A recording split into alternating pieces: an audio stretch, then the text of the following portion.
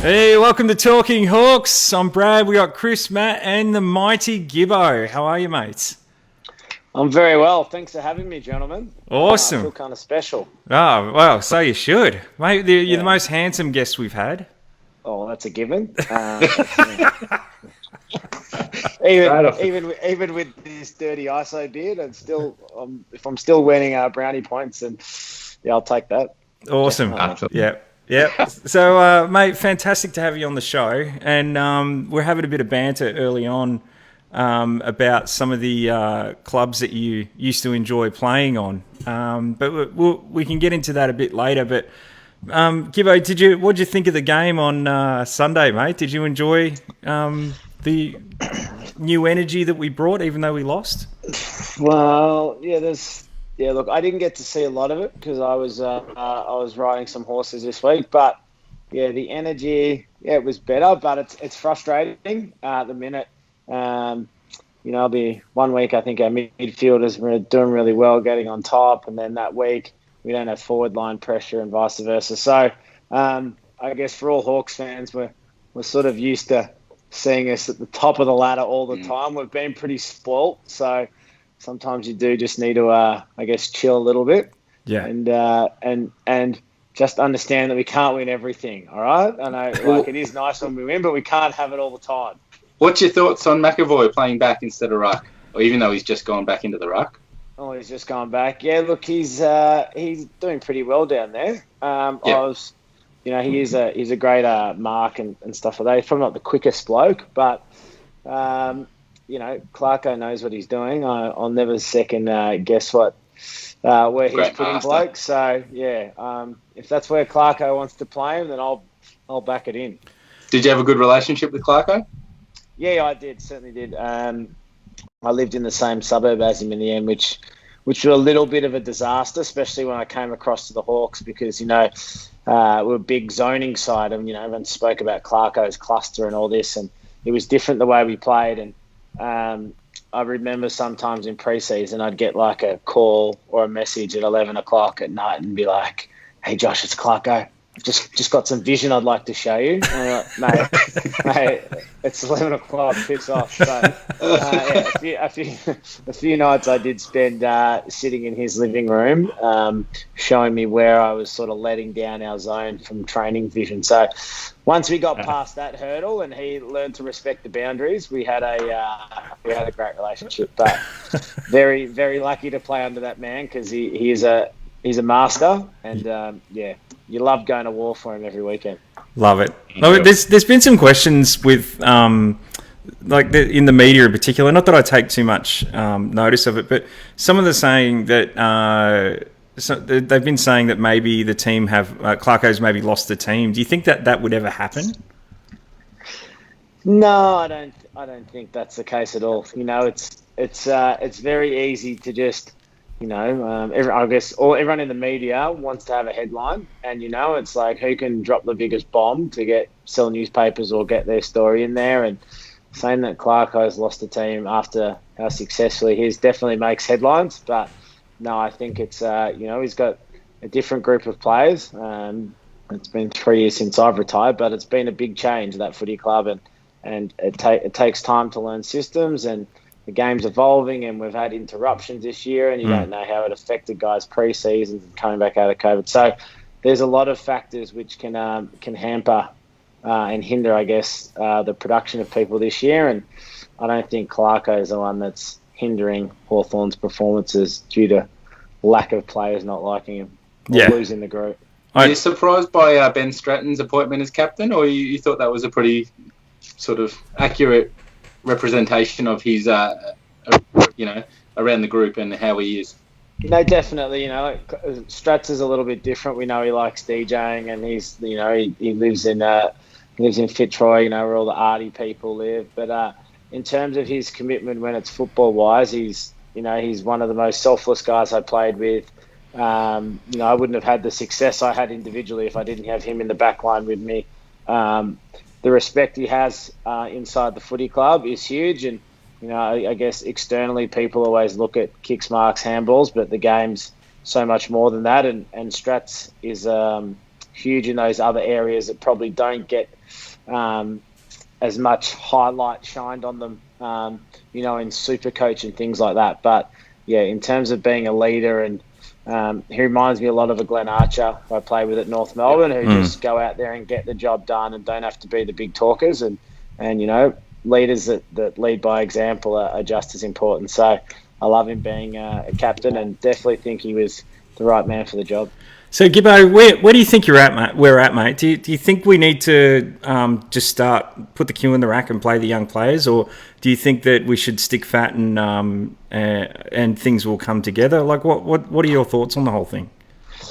Look, you always hear when teams are struggling, let's just play all young guys, but it is a huge step up from whether it's under 18s, VFL, whatever you've been doing. So having 22 young guys in a side just doesn't work. And I look back to when I was playing, and we were very lucky that we had such a strong list, and it allowed us to play guys that were probably underdone. Yeah. And because we were so strong, we could, and it was a very big luxury, we could sort of carry two guys that, would they be getting a game normally? Probably not. But so, it's hard to just go out, and even you can have the most amazing game plans and all this type of stuff, but filling your team with 20 young kids and saying, okay, go and learn. Well, you need to have some older guys around you. So I don't believe in just, kicking the older guys out. And I think there's other teams that have done it, and I don't think it's projected them up the ladder any faster by just playing young kids. Yeah. Yeah. No, it's good. A lot of fans commenting, Gibbo. Thank you. Great answers. Just curious, we're probably at a point now where there's some fans are getting a little bit over where we're at and how we're performing. As a veteran, what did you see the way Clarko handled probably giving a little bit of a media or public warning to maybe the vets when they were underperforming? Was there? My recollection was around about a 4-week time frame. He kind of said, "All right, boys, make it happen," and then he started to pull some moves if they weren't lifting. What was your view on that? Clarko is still you don't get a free pass just because you're older, and nor should you. So he's still, everyone's need to be accountable to the way that they're expected to play and their roles within the side. And, I think that's a good quality that Clarko had is, there's a few years ago, there were plenty of people saying, oh, Ruff, you should be playing every week or something. But if they're not up to it, they're not up to it. So I think, I like the way he goes about it. I think you need to be judged on your performances, and when you break the game down and you're doing reviews which are internal inside the club, whether the way you're playing is acceptable to pulling on the Hawthorn jersey, and you can't let the outside word or the media or fans' thoughts, interfere with that process and change who should be getting a game and who shouldn't. Fair enough. Sorry, fans. As important as you are, don't get me wrong, but you just let the coaches coach. Yeah. Right? Let the players play. You just cheer. Love it. Talking about the honour of the Hawthorn jersey, have you had the honour of presenting one to a new player or not yet? Not since I've retired. They. I reckon we should speak to Hawthorn about that. Haven't invited me back. No, I did give out a couple while I was playing. But no, they haven't got me back in there yet. So Gibbo, I think you retired too early, mate. This is something you can complain about, fans. I'm giving you the green light here. Get online, start emailing. Let's rally for it. Plan. Yep. You just want to see more young kids played, so Gib can hand out more jerseys. That's it. Yep. That's it. We're gonna campaign on your behalf, mate. We need get to get the hearts going for Gibbo. Yeah. That's right. All right. So Gibbo, I think you retired too early, mate. What are your thoughts on that? Well, look, at the time, my groins were pretty screwed. I had I've had osteitis pubis in the past, and I was really struggling in that last year. Funny thing, how I didn't go to the best and fairest in my last year. Yeah. Because I was actually riding a horse, and another horse went to kick me near my saddle, and I moved my leg out of the way, and it ripped my adductor off the groin. So I drove home, and the doctor, I could hardly move. And, they were like, well, we'll just put you in a wheelchair and wheel you out there on the night, put you on stage for a bit. And I said, no, I seriously can't. But fast forward now, since I've torn that adductor off, I'm the best I've been in like 6-7 years. So I could probably at 36. I reckon I could get back out there. Well, I'm what- probably not getting. Burgoyne's I'll- done it. Right. Paul Salmon did it. Yeah. What? Yeah, no, well, I don't know, mate. I don't kick footies much, but I've been having a kick out here with a couple of guys, and the golden fist is still there, mate. So Love it. I think if you put it to the recruiters, they'd say you're an absolute idiot. But the body is feeling way better, I must say, than the year I retired. Yeah.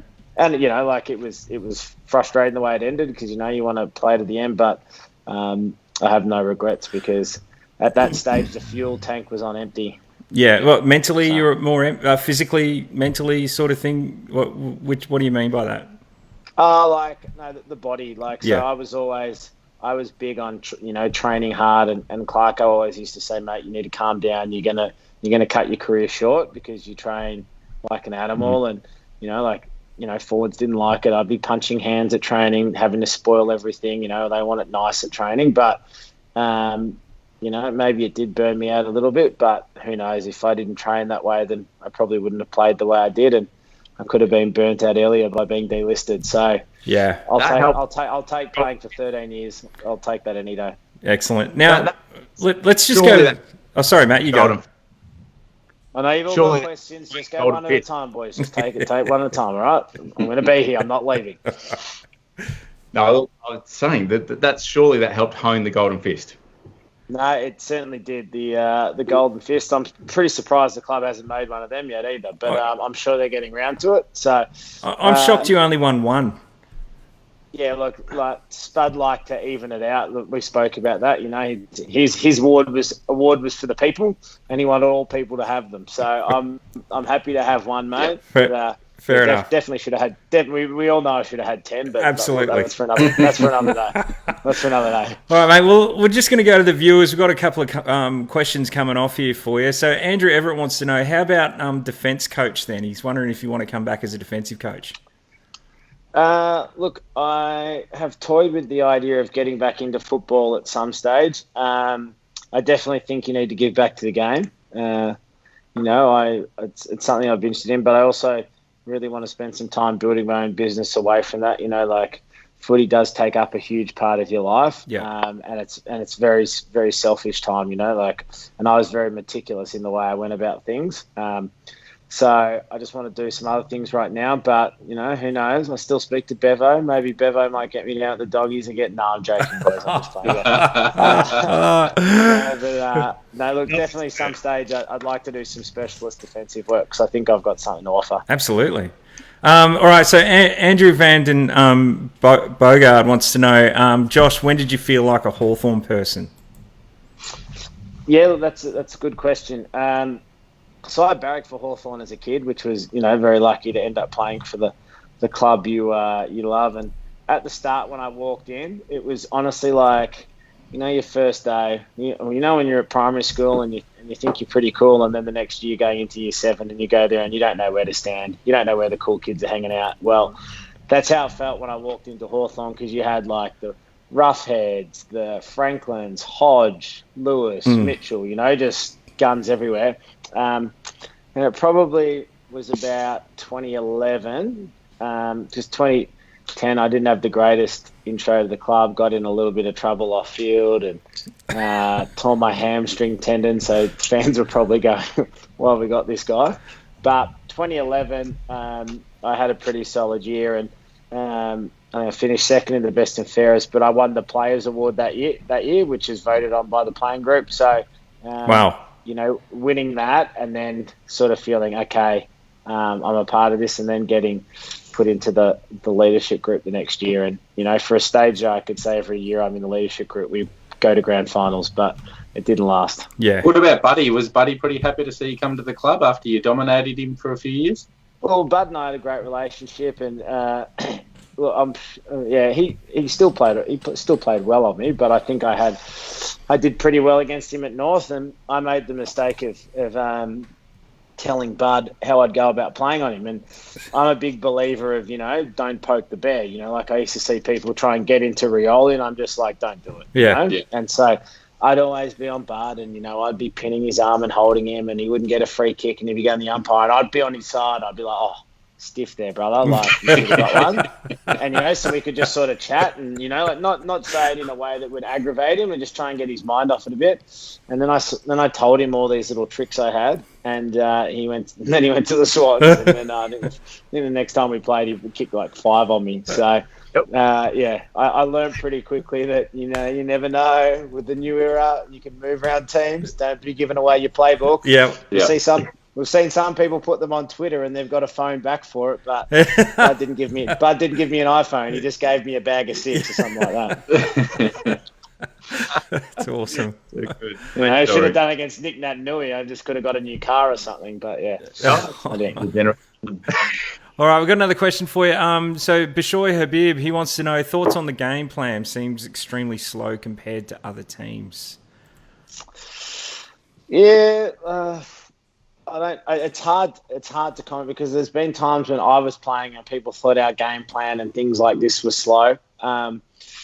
I don't know. I actually don't know what the game plan is right now. It's been 3 years since. I don't mean that by way of I'm watching and I don't know what they're doing. They run around like headless chooks. I mean, I'm not in the system anymore, so I don't know the game plan. But at times it has looked a little bit slow, but there is method to it. And I've seen times this year where it's looked good. You got to remember that Hawthorn is a team everyone wants to beat. And, there's teams that you get up to play well against, and Hawthorn's been a very successful side. And that means that, when teams do their review and they're coming up to playing Hawthorn, they want to bring their A game because they know that, all right, if we can slow them down, they've always been good ball users, or if we can kick goals on them, they're normally a good defensive side, that it gets those teams' confidence up. So, when you've been at the top, you've always got a target on you. And unfortunately, even though we might not be as high up the ladder as we are now, teams always want to play well against us. So the byproduct of that is sometimes we might see some slower ball movement now because we've got a bit of a younger,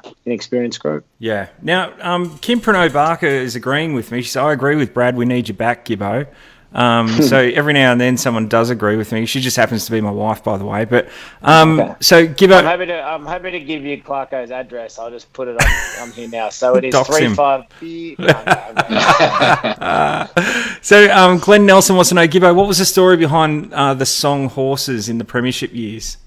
Great question.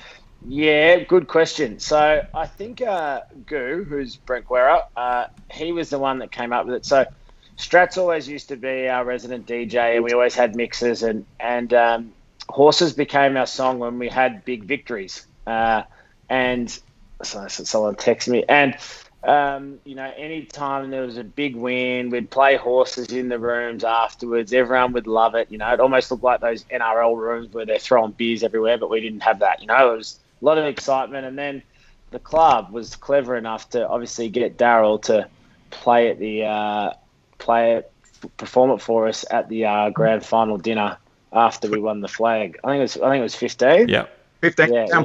We might have a photo of this one. Yeah. There's a photo of me and him on stage holding hands, so I can send it through to you. It's quite beautiful, really. So look, he was brave enough to give me the mic. I'm sure it sounded shocking, but I had that premiership medal on, and it was your good looks, mate. Just washed over any sound that come out, right? Well, that's what I would have thought too. So I'm glad that we're reading the same playbook, mate. But yeah, it was an awesome thing having that Darryl Braithwaite song, and it's funny how you have little things like that that bring groups together, and that's something that when we have our premiership reunions, we'll always talk about it, and hopefully we help Darryl sell a few more albums. Yeah, all right. So Sebastian Antonacci wants to know, who was your toughest opponent other than Buddy? Good question, Seb. Good question. Look, I think I almost sort of played in two eras, like when I was at North Melbourne, it was still very much the one-on-one defender style, like you go out there and Josh, you've got Favola and everyone else clear out the 50s. So I think some of the toughest was definitely Favola because he was strong. I used to say I was 95 kilos and I weighed 91, and I said I was 189, and that was when I got measured when I had an afro. And so I just went off that for the rest of my career, but I was shorter. And then, so wrestling him was really tough. And then but he was very fast over 20 metres. Like, he had exceptional speed off the mark. So Fev was one.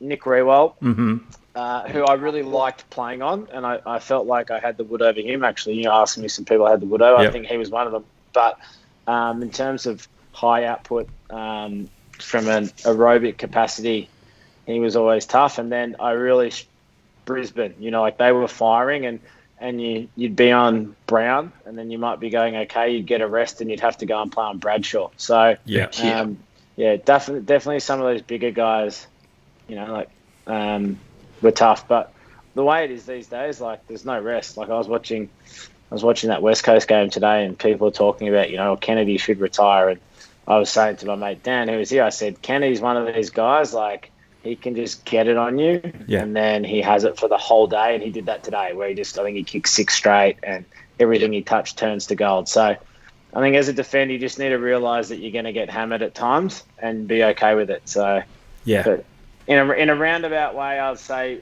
who did I say? Favola, Rewalt, and Brownie. Nice. Very cool. Very good. 3 legends dominated. Change of pace, Gibbo. We have a little bit of a fast fire round, so a bit of a shot clock. I'll just ask a few questions, give us the first answer that comes to mind, and we'll roll with it from there. How's that sound? Sounds good, mate. Excellent. All right, here we go. So who's the biggest warrior you've played with or against? Glenn Archer, without a doubt. And that's played with. Yeah, that's a hodgy art, but I understand. How all good was that changing from North to the Hawks? Best business decision I ever made. Good I answer. probably won't get another good one in the rest of my life, but I'm happy with that one.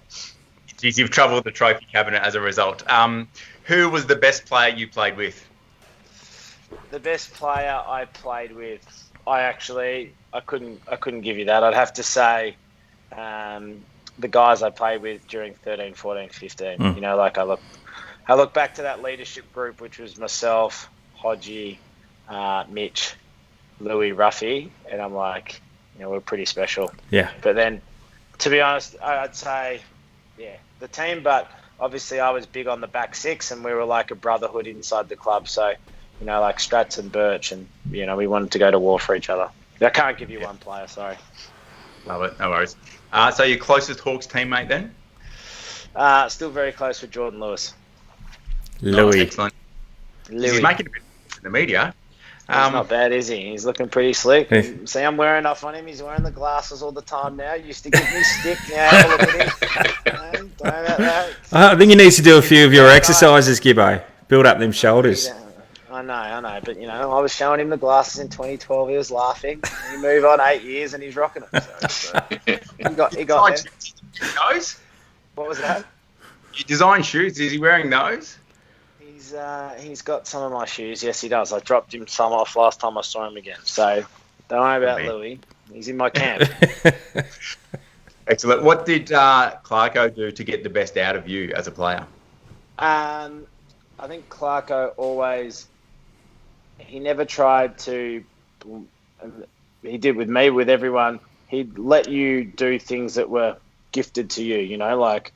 There's things that Sirioli does that are outside the playbook, and he promotes that, not in a selfish way, not to do selfish things, but he does that, and it grows confidence in you, and that this guy, will go to war for you. And as I said earlier, like, I wanted to go to war every week for Clarko, and he was just the man that always had my back, whether it was having me over for dinner with his family all the time, and he was just a really special guy that had a lot of care, more than just the way you performed on the footy field, which in turn wanted you to make you play better for him.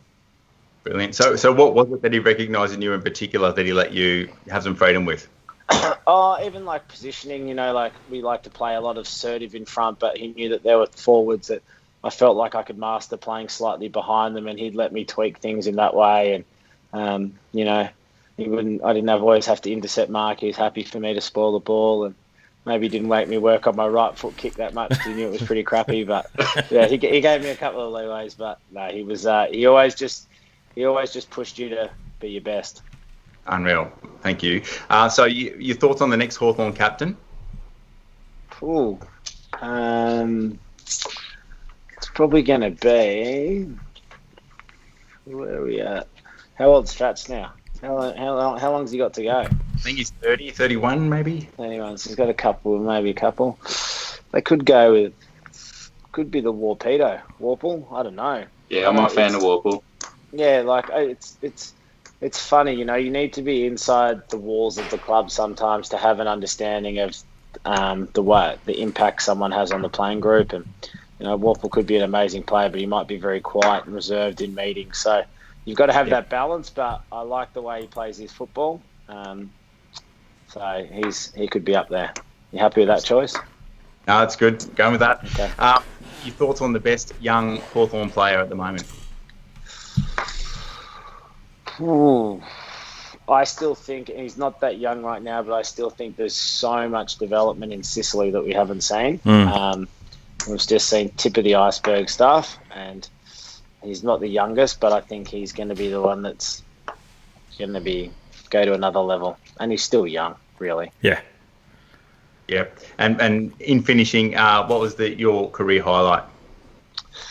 Well, we were actually chatting about it to Dan the other day. The grand finals, don't get me wrong. 13, without a doubt. First one, you know, you saw me crying after the game like a little sissy, but just all the emotion that had, you know, like, as I said, they dangle the premiership carrot in front of you to come over, and then 2011, we should have made a grand final. Bud kicks that freak goal. Somehow Luke Ball kicks one from 45 metres when he's never kicked further than 20 in his life. So we had to deal with that. And then, you know, minor premiers 2012, we win every stat grand final day except for the scoreboard. And you start questioning, you know, these guys have won one in 2008. Are they going to go to the well again? But then to get back and do it again in 13, and, you know, it was pretty special. So that was a top moment, but I also did enjoy my game, grand final replay 2016 against West Coast. I just had a lazy 44 and kicked a goal. But I was going to mention that. That was your third goal, wasn't it?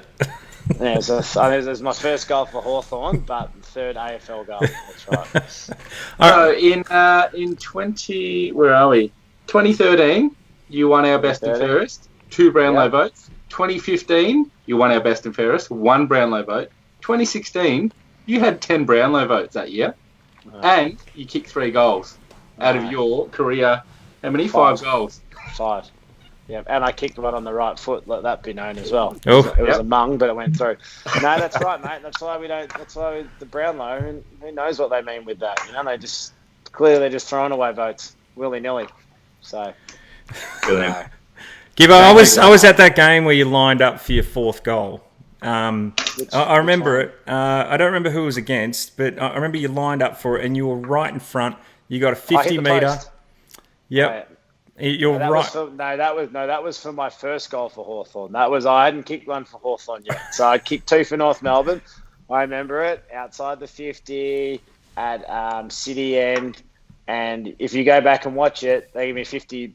Hilly runs over to him. He's like, "Bros, you're gonna kick your first goal. How exciting is this?" Like, shut the up, Hilly. Like, just let me go back. And you know, I was walking into that 50-meter penalty so slow, and I kicked that ball that hard into the goalpost from 15 meters, 20 meters out on an angle.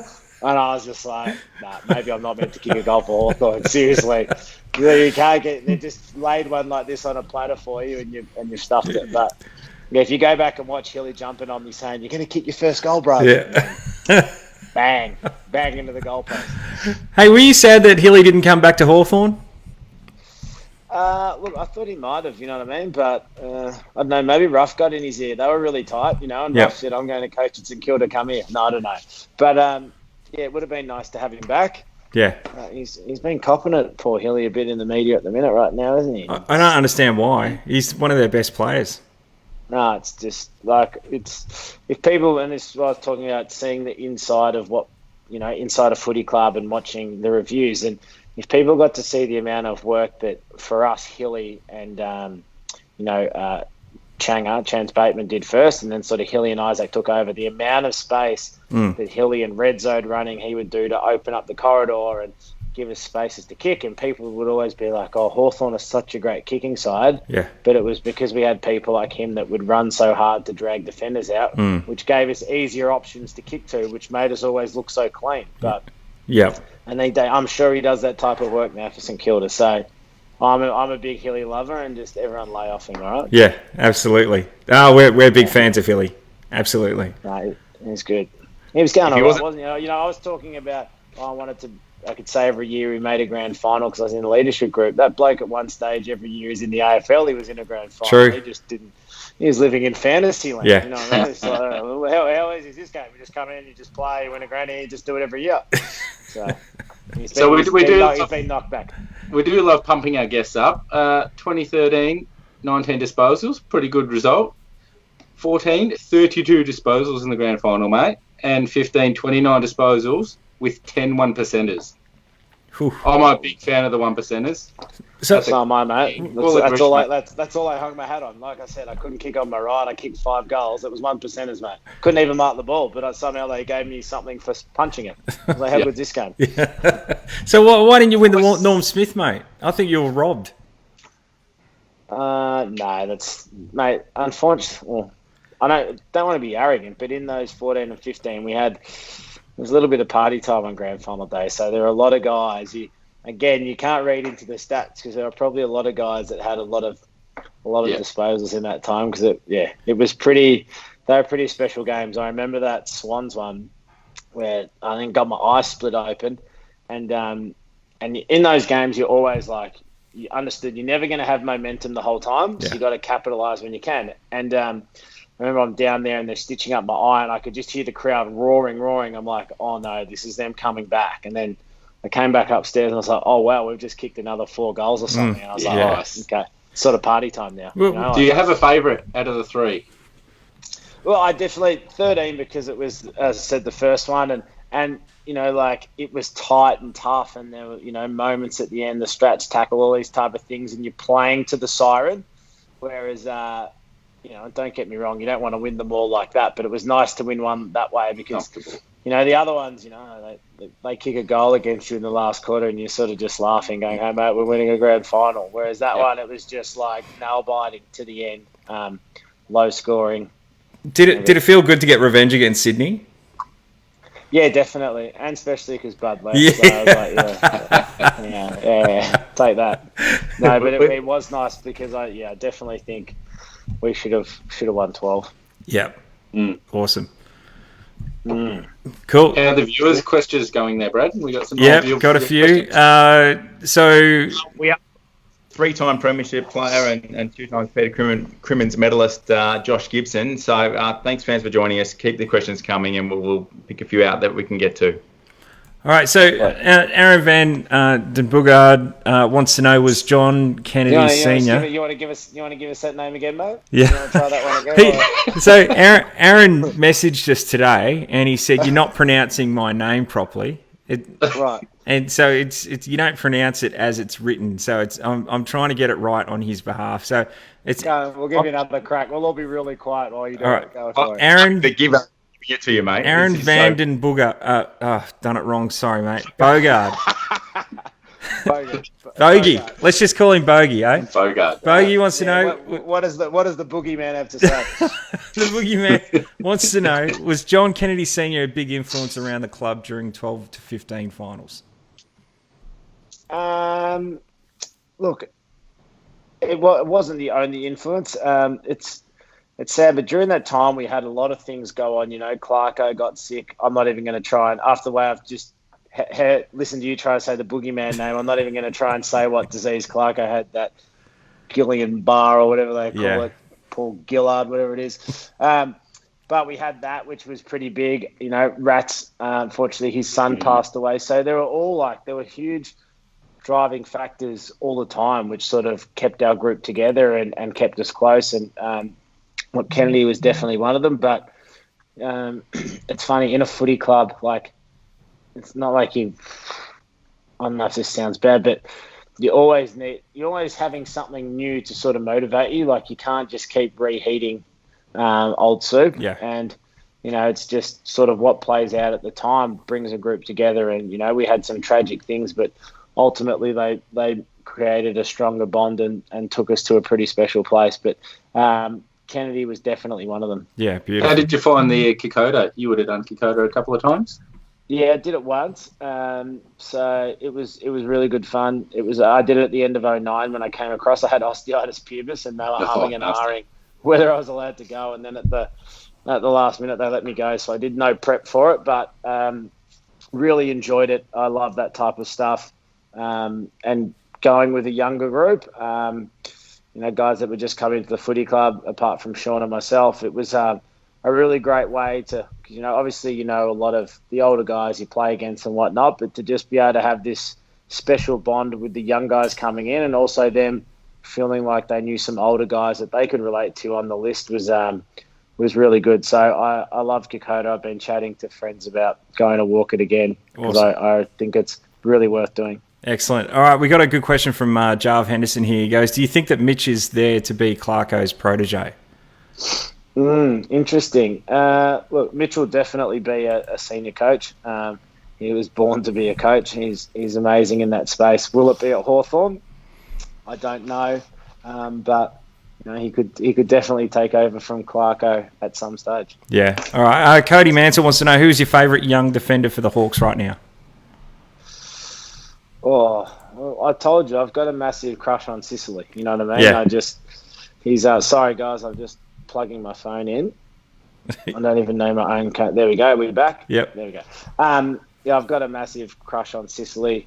But I don't really love one player. I just love at the back line you need to be a group, and that was what made us so good. Was people always say, "Oh, you won best and fairest," but I always said that if the midfield don't do their job and your defenders don't look after each other, then there's no way you win a best and fairest in the back line. So when I watch the games, I more watch to see how they're working as a team than individual. But yeah, as I said, Sicily's got special talents, and I enjoy seeing them. How do you feel they're working at the moment? Could be the unison. Could be. I think they're just a bit reactive in trading up and stuff like that at the minute. Like that was something that we were very elite at, and we had some guys that could read the game very well, and our ability to cover each other's men was second to none. So, but you've also got guys in there that have just come in from other clubs, and McAvoy playing down back, or you got Frost. There's different things happening, and it takes time. I know my first year it took me time to get adjusted. When Bevo came and started being the backline coach in 2012 and wanted us to play a different way, it took me time to get adjusted to that. And him and I were butting heads at the start, but yeah, it takes time for a backline group, and as I say, it's harder for fans sometimes to see that. And I'm coming from a different place because I've been able to play the game and understand that side of it. Yeah. So maybe I'm a bit more lenient. Yeah, I'm a big fan of Scrimshaw. I'm loving what he's doing down there. He really looks like a young Burgoyne at the moment. So looking forward. He's another bloke that used to go for Hawthorn growing up. And Will Day. Will Day. How good is he? All day, mate. We've launched a little meme on Clarko. Just wondering what your thoughts would be around Clarko for the next month. What would you expect from Clarko? We're 3-5, Gibbo. The meme's having a little bit of fun, but we might share it with you after the show. But where do you reckon Clarko's at, and what would he be doing in the next month? What do you mean? Where would he be at? What's he doing in terms of? Where's he taking the team? We're 3-5 in a 10-game season. I would say do not think that the queue's in the rack. That's not how we roll. Love it. What year was it? Was it 20? It must have been 2010, my first year. I think we were 0-6. 0-5 or 0-6.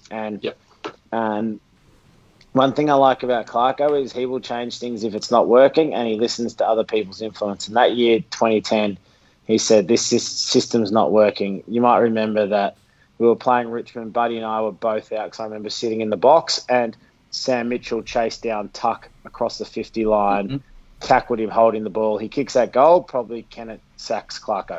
Gone. You know what I mean? Yep.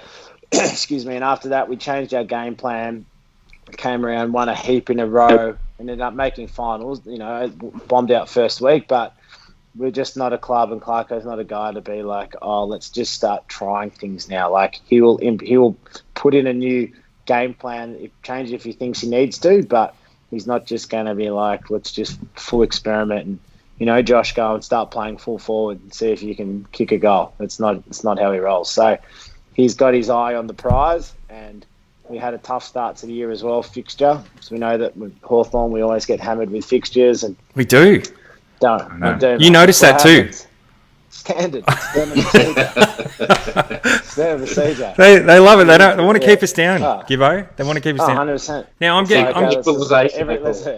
getting hammered here every because team that was in the top 8, and let's make sure Hawthorn play them twice. Yeah, and that's how they start it, and then they go. Then they give you a couple other games. That's what happens. Yeah. Nothing to do with Jeff Kennedy, is it? No, not at all. Now, Gibbo, we put up a poll this week to see what people thought about what was your greatest accomplishment. Now, everyone... I hope they came back with on-field related things. That's all I hope. A few tried to sneak in there, but let's see. Of course they did. So the options were 2 times Peter Crimmins medalist in Premiership years, 3 premierships, Golden Fist winner, first goal for the Hawks, and his fashion sense. So we got the clear winner here was 2 times Peter Crimmins medalist in Premiership years. So yeah, and look, thank you. Yeah, there's 3 blokes that have done that: Dunstall, myself, and Lee Matthews. But look that's an elite 3 guys. When you break it down, I understand why the poll went that way. No, but in all seriousness, guys, and I was talking about this the other day, that, you know, when you retire, I guess I can look back and enjoy those individual awards more because we were able to have team success, you know, and, you know, there's guys out there, and I could say this openly because I'm friends with Rewald, and, you know, he's won so many best and fairest, but he would give them all up to have a premiership. Yeah. And, you know, I'm lucky that winning those premierships allows me to enjoy the individual accolades, because that's not what we play for. We play for team success. So absolutely nice to be recognised that you played well, and especially in a year when you had success. And you know, for me, as I said, I was very competitive, and I always wanted to play well in big games. And you know, early on in my career, I played well in big games, but I'd struggle in games where I wasn't on such a good opponent, and that was something that Simo used to help me with at North Melbourne. So as time went on, to be able to have a more consistent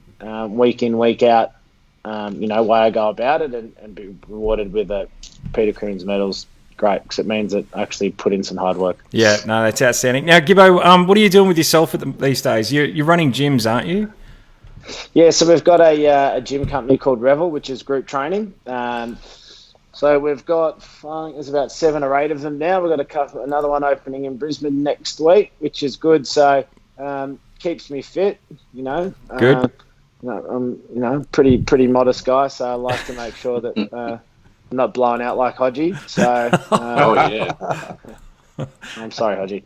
No, but I love fitness, and it's not something I always loved. Early on in my career, I was before playing drafted. You know, I probably didn't get drafted because I didn't have that much commitment. So I love being in the fitness space now. You know, I'm not training people, but I love to be able to go in there and see people, you know, achieve goals and stuff like that, because and I love doing it in a group environment, because obviously that's what footy was. You know, you went to work with 40 of your mates, so having gyms is a nice way. So Revel, it's called. We're opening them up around Australia. So, and if they wanted to, if somebody wanted to go in and join one of those gyms, how would they? What's the best way to find you? Well, to my fellow Victorians, I'd say just sit on the sideline for another 2 months, or however long we're going to be there for. Yeah. But no, look, you can go. We are revel.com.au, and you'll find us on Instagram. We actually just changed the name. We used to be BeFit, and we've gone to Revel now. So it's exciting rebranding, and they're doing really well, and I'm enjoying it. Fantastic. What's the Twitter handle? What's that, mate? What's the Twitter handle? It is. We don't do Twitter, mate. We're on Instagram. The handle, sorry. Well, only keyboard warriors are on Twitter. You know, when you want to blow up at someone. Yeah, that's Matt. That's why you're straight on Twitter. That's right. Yeah, look at him. He's got his keyboard warrior headphones on right now, hasn't he? All right, we'll put a link on for that in the comments as well, mate. I will give you. give that to you guys. But yeah, we're at Revel training. Excellent. At Revel training. So that's it. Yeah. That's me, boys. Beautiful. Awesome. Well, Gibbo, it's been a real delight having you on the show, mate. And thanks for going down memory lane with us as well. And hopefully you don't get too stuck in and too involved in the horse riding and the fitness thing, and that maybe the footy community can see you back in there again. Yeah, no, definitely at some stage, Well, after this, I know that I'm going to be flat out at Hawthorn handing out first game jumpers. So, I reckon. Off the back of that, we'll see what happens. Awesome. We'll make sure that happens. Well, everyone, to keep up with us on social media, you can find a passionate community on twitter.com @talking_hawks, facebook.com/talkinghawks, and Instagram at talkinghawks. So if you love the show, give us a heart. It's been great to have you on, Gibbo. Follow our pages, and we'll point you to Gibbo's Revel. Jim, maybe you want to take him up on getting involved in owning one. There's a couple of people on this screen that look like they've been doing some Gibbo workouts. And you're not one of them, Matt. I'll stick to Twitter. We just call him Twiggy. I'll get onto Insta and I'll follow Revel Training. Yeah. Thanks, mate. Good work, mate. Awesome. All right. We'll help you achieve those goals. Thank you, everyone. And we'll be back Thursday next week to talk about the game against Carlton. So thanks for joining us, Gibbo, and thank you, everyone, for joining us tonight. Thanks, guys. Loved it. Cheers, Gibbo. Take care.